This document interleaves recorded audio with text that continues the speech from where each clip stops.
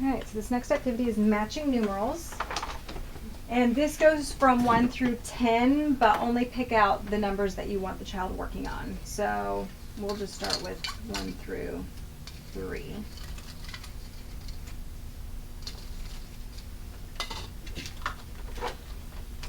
Oh, I thought we did 1.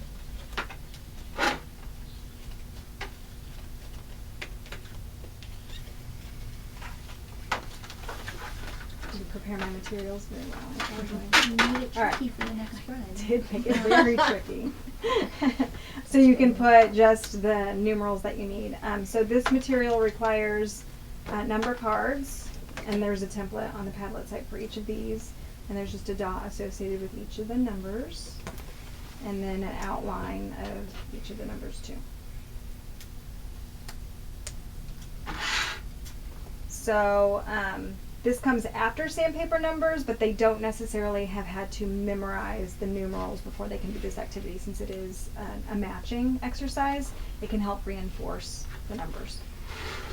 You can also do tracing with these too.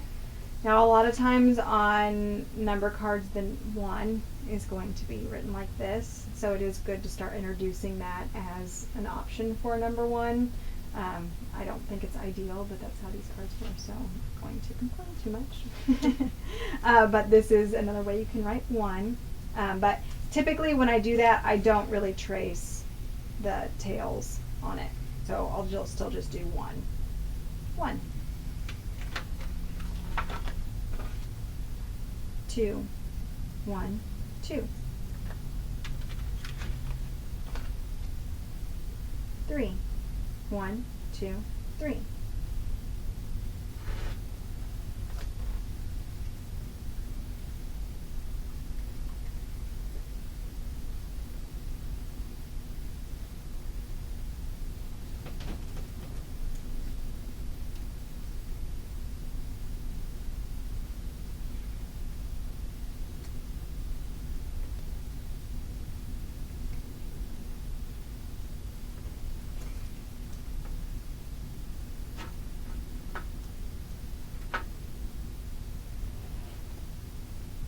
1, 2, 3.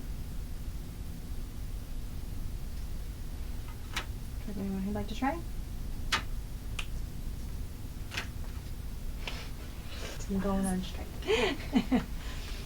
Alright, so pretty straightforward. Line the number cards that you're using up in order.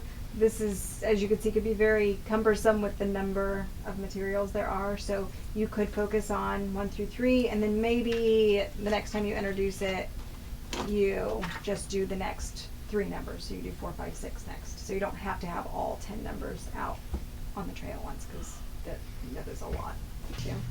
Okay, so this is an extension working with the number line. So very similar activity, except this one you do have all 10 numbers out at the same time, and then you're not, this is purely numeral, you're not focusing at all on the quantity. And you have all the matching numbers in here, so you take out a number.